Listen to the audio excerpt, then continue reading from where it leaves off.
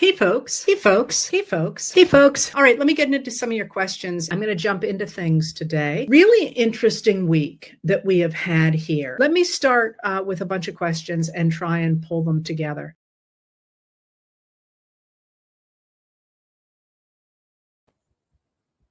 Hey folks, sorry I'm an hour late and more than that. Honestly, I guess a half an hour late. I just finished an interview with California Governor Gavin Newsom, and not surprisingly, because of the things that are going on in his state today, he was running late. And then, it just is what it is when you're dealing with somebody who's on the fly. So sorry about that, about pushing us back here. I'm laughing a little bit because somebody just posted that they're from Washington, Illinois. And, there aren't many places that I have not heard of in this country. I don't think I've ever heard of Washington, Illinois. I'm going to go look that up. Bellingham, Washington, Grand Rapids, Minnesota. Hey, Deirdre, I'm glad you were there. It was pretty cool, wasn't it? St. Pete, Florida, Columbus, Ohio. I love Columbus. Duluth, Minnesota. Okay, we're all getting here, and today is Thursday, so we don't usually have as many people on Thursday anyway, so we probably have enough to go ahead. Okay, so let me get to some of your questions, and let me start actually with what Governor Newsom did today. Governor Newsom is Gavin Newsom. He is the Democratic governor of California, and there's a backstory here, like there always is in American history. So Donald Trump and the MAGA Republicans are pretty clearly very concerned that they're going to lose the midterms in 2026. If they lose the midterms and the Democrats regain control of the House of Representatives, it means that basically Trump can't get away with stuff anymore. And the real issue there is that right now the Republicans only have control of the House of Representatives because they have gerrymandered a number of states. And what gerrymandering means is that people in power draw the districts of their states in such a way that they either pack all of their opponents into one district so that they can have control of the other districts, or they crack their opponents into a number of districts so they can't win them. And gerrymandering actually started in the early republic. It was started by a man named Elbridge Gerry, spelled Gerry, but we know it as gerrymandering, and both parties have always done it. But in 2010, the Republicans made a real effort to take over a number of purple state houses and then to redistrict them based on the 2010 census. And the census under the US Constitution is redone every 10 years. So what they did was in 2010, they took purple states, and I always look at North Carolina in this because North Carolina is about as close to 50-50 as you can get. And they redistricted it in such a way that the Republicans got a lot more seats than they had earned with votes. And you can see this in a ton of states, but especially in the fact that there are more people from those states, from those gerrymandered states in Congress than were, and in their state houses, than the voters actually elected. So that happens, and it's really happened since 2010. And now at the same time, on the heels of that, a number of Democratic dominated states went ahead and said, we're going to get rid of all this, partisan gerrymandering, and we're going to have independent, citizen-led commissions divide up the states, which is truthfully the way it should be done. I mean, it was a good innovation. But what's happened is that now that Trump recognizes that he is going to lose the 2026 elections even in the voting the way it is now, let alone in a free and fair vote, because we're also facing voter suppression, he went to Texas and he said to the governor of Texas that he wanted Texas to redistrict the state of Texas now in 2025 before the 2026 elections. Now, a mid-cycle, a mid-decade redistricting is extraordinarily rare. It's happened before in Texas in 2003 when they redistricted under Tom DeLay, and that, in fact, is the year that the Republicans took control of Texas for the first time in a gazillion years. That's not the scientific term, but in a long time, and they've made it so that Democrats could never win again in Texas. So it has happened in Texas before, but it's really unusual. And the idea here is simply to rig the state. And Trump has said that quite openly. He said, I want 5 more seats, out of Texas. And we are entitled to them, even though that's not what voters voted for in Texas, and so on and so forth. So there's been a real problem, because after that, the Republicans began to look at Indiana, Ohio, Florida, which I don't think they can make that happen because of the Florida Constitution. Maybe I'm wrong. Lord knows they're blowing through everything, all sorts of rules here. But so Texas, Florida, Indiana, Ohio, and one other that is escaping me right now because I'm tired. And with the idea that they would just gerrymander those so extraordinarily that regardless of how the voters voted, the Republicans would keep the House of Representatives. Now, what do you do about that?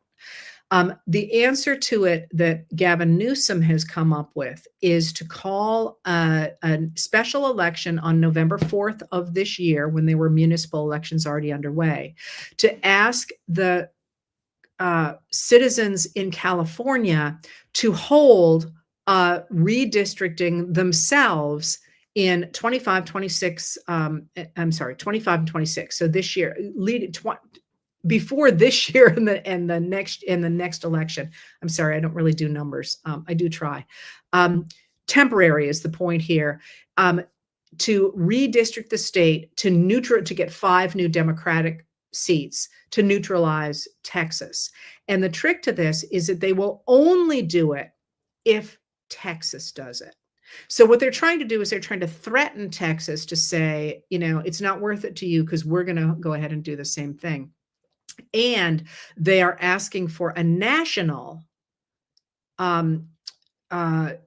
citizen-led, nonpartisan redistricting effort, which the Democrats have supported all along, and the Republicans don't want any part of because their real advantage is in gerrymandering.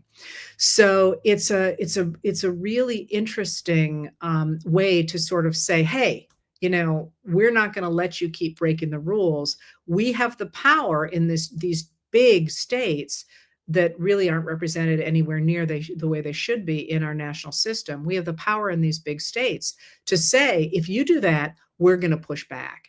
And it was a really interesting moment for a number of reasons.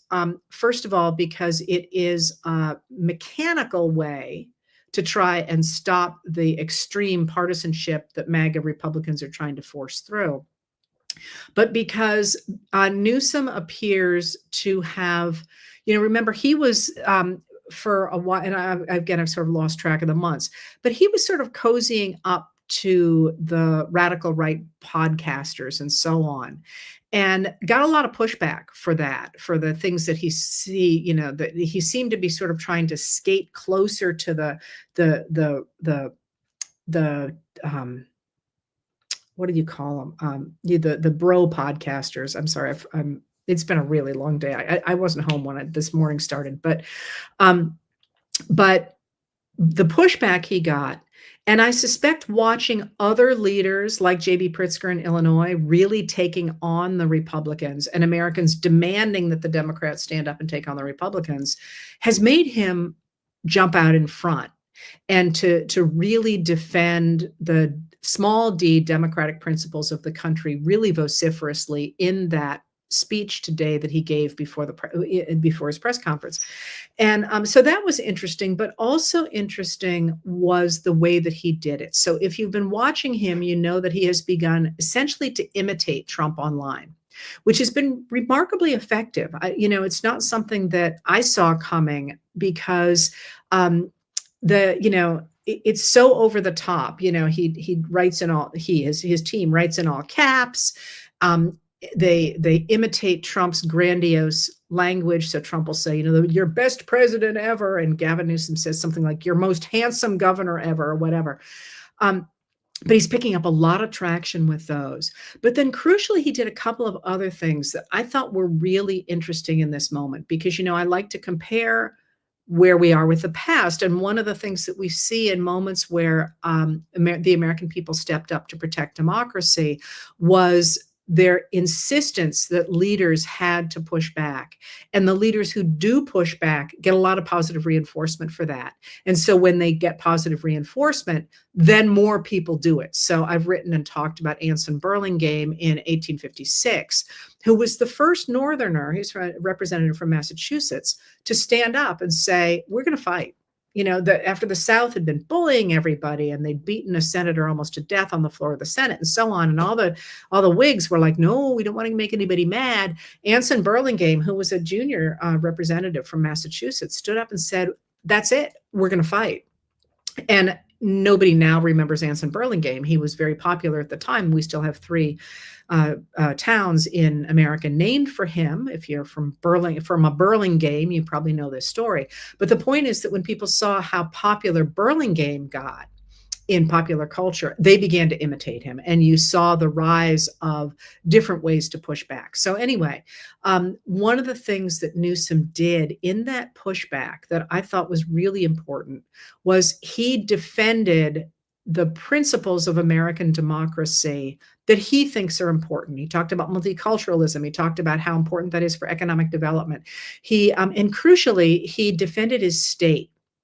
Because one of the things that I don't know if it's jumped out to you, but it's really jumped out to me is the degree to which MAGA really attacks America and talks about how terrible America is. Trump led the way, of course, with his American Carnage speech and with his 2016 campaign when he talked about how terrible America was. But, I don't know about you, I'm really tired of hearing about it. That America the United States of America has always had issues, as every country does, because people are going to people. You're never going to get it 100% right. But we do a lot of stuff right. And certainly, I have extraordinary pride in our states where I feel like our people are really well represented. I know I've said to you before, I've always wanted to do a series of letters on state history because lots of people forget how incredibly important their states are and the things that their forebears in those states have done. And I don't like seeing people crap on that. I think it's fine to say we need to work on this, that this is wrong or whatever. But I loved that Newsom defended California and said, hey, stop crapping on my state. And he did make the point. When I talked to him, I said, I noticed this. And he said, people talk about Trump derangement syndrome. What about California derangement syndrome? I'm really tired of hearing about how terrible California is when we have the fourth biggest economy in the world. We have as many people as 21 states. And he goes through this whole list. You can hear it. Obviously, he's the governor. He had it on the top of his head. I don't. But I thought that rhetorical offensive of, hey, back off on telling us how terrible we are. We're actually pretty good at a lot of stuff. That's, again, never to say that democracy is perfect. The whole point is it's not. But I thought that was a really important moment. And you asked about that, and that's what he is talking about there. And that was I think an important moment in the in what's happening lately. I spent more time on that than I expected to. So I'll try and be quicker on this. So I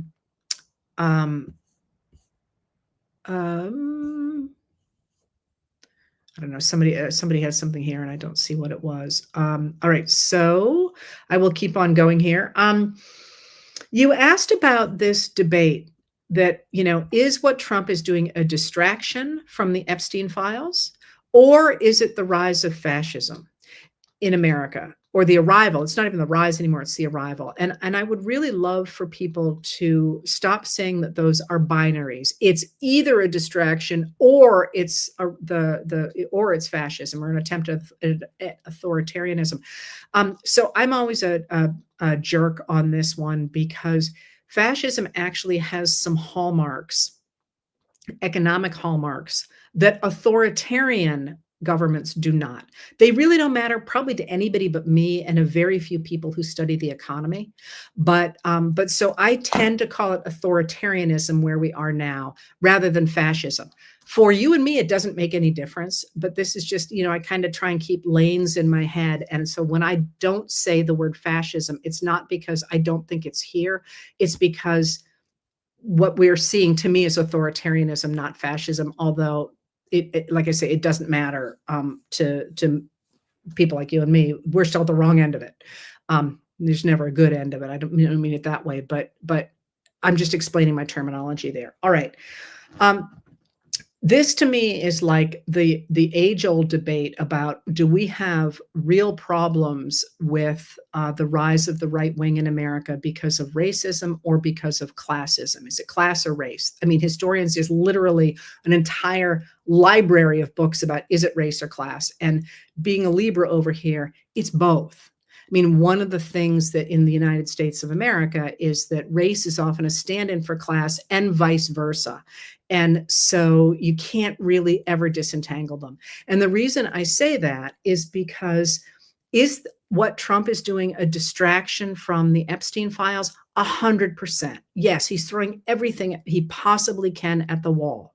But does that mean it's not authoritarianism? No, it's authoritarianism. So just don't get dragged into that fight. Yes, it's a distraction, but it is also an attempt to demonstrate in the streets that Trump and the MAGA Republicans have power over the rest of us. So one of the things you saw today in California was that Trump sent ICE agents in to arrest people outside of where Gavin Newsom was speaking.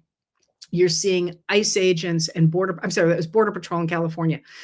Let me tell you a little bit more about ICE versus Border Patrol in a minute too. But you're seeing it in Washington, D.C. You're seeing federal troops hurting U.S. citizens in evident violation of the Posse Comitatus Act that I spoke about the other day.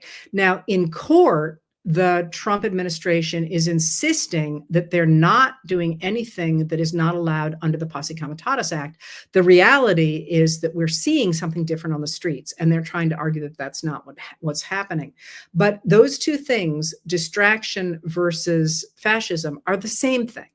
If they can distract Americans, they will do it in any possible way they can. At the same time, they are trying to accustom Americans to seeing armed police, masked police without their names on them on the streets. They're trying to get people to adjust to the idea that it is okay for their neighbors to be swept up into unmarked vans and to be held for weeks at the very least in detention in places we don't know where they are. That's bonkers. I mean, it's one of those things that's happening, but take a deep breath and think about the United States of America and recognize that our government is grabbing people off the streets who at worst have committed misdemeanors, which is, if you overstay a visa or if you are an undocumented immigrant, it is not a felony. They're taking, and some of those people were turned into undocumented immigrants by the sudden decisions of the Trump administration about policies that Biden had put in place. They're taking those people off the streets and they are disappearing them into detention facilities, often without any recourse, without due process, without them being able to contact their families or their lawyers. And this is not okay under any circumstances. It is really interesting, though, that those people who insisted that they needed to be armed to fight back against a government doing something like this, or if you remember Jade Helm, this was a big argument on the part of the radical right, are wildly silent now that it is actually happening. Which suggests that what they were really interested in was power and was taking power over the government rather than making sure the government couldn't have power over them. I'm not going to go down that rabbit hole now because we got other stuff to do, but it's a really interesting point that I will come back to both in my writing and in these videos. By the way, I don't know if the people who watch me here know that I write about American politics every night. And if you want to read those letters, you can go to the website where they sit. It does not have a paywall. It's called Letters from an American. Or you can subscribe to have it sent to your email. They are free. Don't put in your credit card, or you can read me on Facebook. Because sometimes I get questions on here that I've answered the night before, and I think, do they know that they can read this too? You can read them, and like I say, they're free. Because what I'm really doing in them is informing people, because I think I think it's very unsettling not to understand what is happening in the world. Personally and emotionally unsettling if your government's doing stuff and you don't understand it. So that's part of why I do it. But I'm also trying to keep a record of this moment for the future. That's really the eye I have when I write, is if you are a graduate student in 150 years, what do you need to know about August 14th in the United States of America? So it's not like a journal of this happened, this happened, this happened, this happened. It is an attempt to put as much as I can into 1,200 words. I like 800. Sometimes I've been going to 1,500, which is way too long. But it's just kind of an attempt to take a snapshot of the country on a specific day, so that there's a record for people, and it's in my voice. So as a historian, you will know, if you read diaries, you know somebody's voice, and you will know, for example, that you don't come to me to learn about baseball scores. So just that's what that is. It isn't like a newspaper or something. It's just a way to look at what's happening in the world right now. And my bias is in favor of small d democracy. I'm a historian, so I look at the trends that either help or hinder American democracy, and that means that I have a different, really, I have a sort of a different relationship with politicians, or with the intelligence community or the State Department or whatever, because I'm interested not necessarily in getting their message out so much as I am in the ways American democracy is developing or not. So anyway, that was my commercial moment, I guess. I didn't mean to put that in there. All right. So the other questions you asked about were things like what's going on with this talk tomorrow in Alaska with Vladimir Putin, between Donald Trump and Vladimir Putin. And this is a really interesting thing in a lot of ways. So one of the things that, I'm not urging you to do this because you might find it really stressful. I know I do. But if you are listening and watching Trump right now, these days, he's coming apart at the seams. And he spoke today about his meeting with Putin. And, as Buddy would say, he doesn't know if he's a foot or horseback.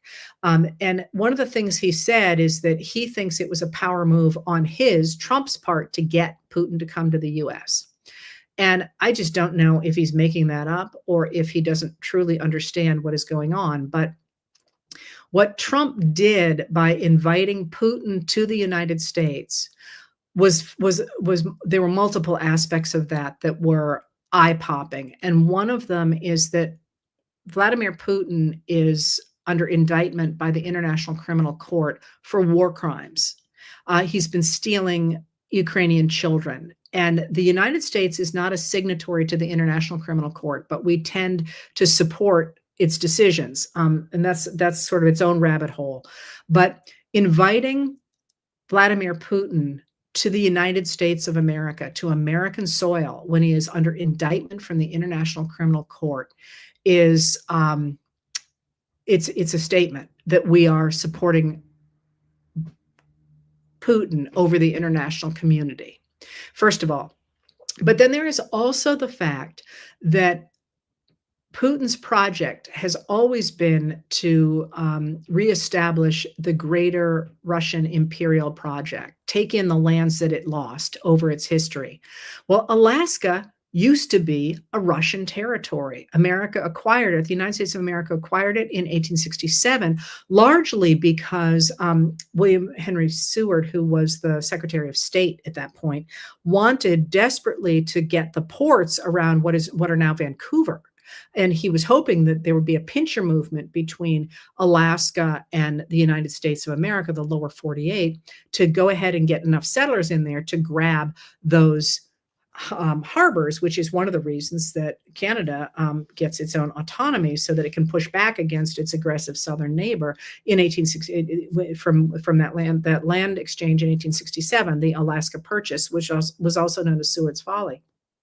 Anyway, by welcoming Putin to Alaska, Trump has really put wind under the wings of those Putin loyalists who want to reclaim Alaska, and they're talking about it as, this is great. We're getting there. We're getting land. We're getting a foothold again in Alaska. There is also the fact that which I've never talked about before, but is really important. Climate change, as you know, is melting the polar ice, and one of the things that is doing is it is opening up the Arctic for resource extraction. And that's something that Vladimir Putin wants in on in a really big way. All the countries do, but Vladimir Putin desperately does. And you have seen these stories about whether or not Trump is going to talk about Russia having access to resource development in Alaska. That's just a story that's been noised around. But what people are really pulling there is this attempt of a lot of countries, but certainly Russia, to stake out a claim in the Arctic, which is something else that by doing this, Trump has done. So if that's the larger picture here, the specifics of this are that, once again, distraction, fascism, alignment with authoritarian governments. Trump announced that this was going to be the deal. There's going to be this great deal that Russia's negotiators had agreed to give up territory, and Ukraine would give up territory, and this was all going to be ducky. But then it turned out that Trump's special envoy, a man named Steve Witkoff, who was a real estate guy who is not a trained negotiator and who doesn't speak Russian. And by the way, you don't just wake up one day and become a negotiator, and you don't wake up one day and become a diplomat. I mean, literally, you go to school for years and you work your way up through the system for years to learn how to do this.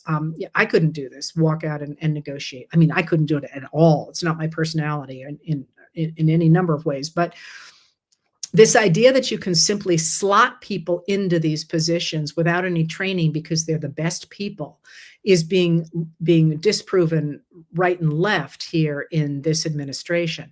But Witkoff apparently misunderstood the terms that Putin had suggested. And it turned out that what Putin was suggesting is what he's been suggesting since 2016, that Trump should look the other way while he takes over at least most of 4 of the eastern oblasts, which are kind of like the regions of Ukraine, and that Ukraine can't join NATO. I mean, he's got all these demands. He invaded Ukraine. So in 2014 and then again in 2022. And so what has happened is he's also increased attacks on Ukraine since Trump took office, and after the agreement to this meeting, he really has been bombarding Ukraine. So what he's really doing, it looks like, is further humiliating Donald Trump. So now the administration is backing off and saying, oh, it's just a listening session and we don't know what's going to happen. But the larger story here is that, once again, Trump is failing at this, and this matters, is failing at this negotiation, and this idea is going to stop the war. And this matters a lot in a couple ways. The one that I want to focus on today, though, is that Trump is, as I said, falling apart. And one of the things that you're seeing is, as reality is catching up to him, that in fact, he can't just say he's going to end a war, which, by the way, he and White House Press Secretary Caroline Leavitt keep saying, oh, he's solved. Now they're up to 7 wars he's ended, which is just, I'm trying to come up with something that isn't an expletive. Oh, I used it today on social media. Cuckoo for Cocoa Puffs. He hasn't solved any wars. I mean, that's just nuts, right? So they're finding in a number of ways that they can't, that all of his boasting, all of his mythological ideas are falling apart when reality hits them. So you have that coming up. You also have the fact that today a new report from the Bureau of Labor, the Department. I'm sorry, I'm really tired. The Bureau of Labor Statistics. That's not what they're called, but the people who do the labor statistics came out today with their look at the producer price index for July. And that's sort of the wholesale prices. It comes about a month before the consumers will see stuff. And in that PPI, that producer price index, inflation went up by 0.9%. So it's almost a full percentage point between June and July, which suggests that those tariffs are right there. And as you know, one of the ways that Trump is trying to combat this and combat these statistics is to get rid of the person who collects the statistics and put in that woman's place a man who simply doesn't understand the economy, but who also says, we don't really need these statistics. We shouldn't be doing these statistics except every quarter. And of course, nobody's ever going to trust those statistics again, which means that it's going to be really difficult for both businesses, but also for the Federal Reserve to have any clue of what they should do with interest rates, because the Federal Reserve is really sort of clumsy. It can only adjust things with, a machete rather than with a scalpel. And one of its few ways to adjust things is by adjusting interest rates, which is what people look for to determine whether or not they should be investing in new plants, new people, and so on. Well, they need those statistics. The Fed needs those statistics to know whether the economy is really hot or whether it's cooling down, and they should lower interest rates. So this idea that in fact, the producer price index is heating up at the rate it's heating up suggests that the Fed may not lower interest rates as Trump has been pressuring them to do, because that would heat up the economy even more. We get even more inflation. So the stock market dropped today pretty dramatically. I haven't seen it for a couple of hours. Maybe it's bounced back, but that's people saying, "Oh crap, we're not going to be able to borrow money to invest in stuff." So Trump is watching this stuff sort of. He was going to save the economy. He was going to stop a war. He was going to do this. He was going to do that. And what he's seeing is his numbers tank in popularity, in plummeting, and real problems with the economy falling apart. Just a lot of stuff happening. And so what he's doing really interestingly is he seems to be trying to recreate the 1980s, when he could act, and he could act like that he could be on a stage, and he could he could just perform. And that's why I thought it was so interesting that yesterday he announced that he personally was going to MC the Kennedy Center honors when they are held usually they're held in October. I don't know if he's going to change that or not, but there just seems to be this focus on turning the White House into into a form of Mar-a-Lago, and adding on to it, and putting gold everywhere, and now getting back on stage, which I suspect has something to do with his mental state. This attempt to sort of create a cocoon around him that makes him comfortable in a world that is increasingly uncomfortable. So that, I think I've run out of time here. I feel like there are more things that I should have said today, but as I say, it's been quite a day in many different ways. And I will leave you once again on a note of hope, as I usually try to do.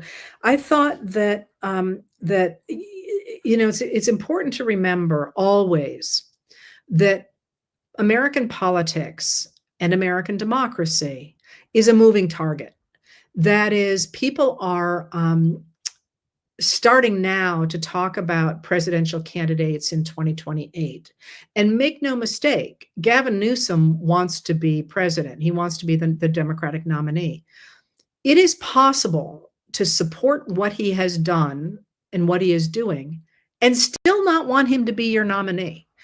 There is, I think, an unfortunate tendency in American politics, largely because of a publishing trend that began in 1960, to think that looked at a presidential campaign as being one of many, many years and many, many decisions, and everybody feels like they got to have the backroom deal. To look at our politics as being all about presidential elections, and I would urge people to look at them in the way that we did before 1960 and this huge book that came out that you've seen so many books since imitate, that this is normal American politics. You're going to see jockeying. You're going to see people trying to undercut each other. You're going to see, Newsom doing something big. I would lay money, we might have already seen it. You're going to see J.B. Pritzker do something pretty quick too, because those two are pretty much in a head-to-head. We're both interested in being nominated. But you're also going to see other people doing stuff as well. That's good. That's okay. You don't have to agree with any of these people at this point. You don't have to agree with them until the day you walk into the ballot box, although you walk into the polling booth, although I hope you actually decide earlier than that. They are responding to us at this point. The reason that somebody like Gavin Newsom would decide to come out this strongly is because he got such negative pushback for starting to cozy up the other way. So if you are interested in watching your politicians respond to your concerns about democracy, you have proof in front of you today that your voices mattered, that you speaking up and saying, what the hell are you doing cozying up over there, and making the kinds of statements that he was making. You watched him today start to speak up for those people who are defending American democracy. He's just one man, and he's not the only one doing it. I want to be very clear. There were a lot of people on the stage behind him, and I always list off all these people who are speaking up. There are a lot of them, but this is because you are speaking up. And the other piece of that is that it's not just about state politicians. It's not just about national politicians. It's about local politicians too. Because one of the things that you can do by affecting your school board, for example, or your town meeting, or especially if you live in fairly large towns, sometimes local regulations look pretty good to somebody in a different town, and they start to base their regulations on your regulations. Good ideas spread. We got the progressive era in the early 20th century because of the state of Wisconsin, largely. Wisconsin didn't invent progressive ideas, but Wisconsin looked at what was happening around it, and they said, hey, if we brought together business people and scientists, social scientists, as well as in the STEM professions, they didn't call it STEM then, along with government people. And we talked about what would be best for our citizens. We would create a laboratory here for a government that would do the best for the most people. Actually, interestingly enough, that was the Republican Party and the Farmer Labor Party that did that at the time. But they did that and created a laboratory of democracy that was powerful enough that people like Theodore Roosevelt literally looked to it when he became president. He said, we need to use the Wisconsin model. And again, state history. If you're from Wisconsin, why it was such a huge deal when Republican Scott Walker became governor and stripped from the University of Wisconsin mission statement the idea that it would train citizens in Wisconsin, because and change that to we're going to educate people for jobs or something. I don't remember the exact language, but because they had recognized that the role of government was to do the most good for the most people, and that there were ways to find out how to do that. And that involved looking at experts, seeing what they had to say. That involved talking to labor. It involved talking to employers to see what they needed, and it involved talking to legislators to see how they could make that happen. And that, I think, at the end of the day, is what legislators really do. You look at governors in states that are really trying to govern. You don't hear a lot about governors often because they're legislating. They're working stuff out. They're saying, hey, what do these people need? What do these people need? And if they disagree, how do we solve that? And that idea of people being part of those discussions in your states, in your towns, is not just about getting your way. It's about making sure that people understand the perspectives of each other. And this is on my mind because you may or may not know I care deeply about our public lands. And one of the alliances that I would like to see is for sports people, sportsmen, they're called, they're women as well, who hunt and fish, to make common cause with those people like me who are trying to protect the public lands, because my parents ran a hunting and fishing magazine and always said that the best people for conservation were those people who were actually using the land to hunt and fish. To me, that's a no-brainer of an alliance. And to push back against the sale of our public lands to private interests who want to drill on them, um, ranch on them, or turn them into to billionaire housing, to monopolize the land through their own control of it. So that idea of being involved at the local level and at the state level in things that you care about, that's what's making people like Gavin Newsom or JB Pritzker or Andy Bashir or um, um, um, Josh Shapiro, those governors stand up and I'm sorry, I'm Gretchen Whitmer and Kathy Hochul and Janet Mills here in Maine, um, stand up and do what the people want them to do. And I think you have just seen with Governor Newsom that your voice matters. And the more of us who speak up, the more likely we are to make sure that we preserve, defend, and expand American democracy. All right, I'm gonna go home. I'm tired. Thank you for being here, and let's get out there and do this.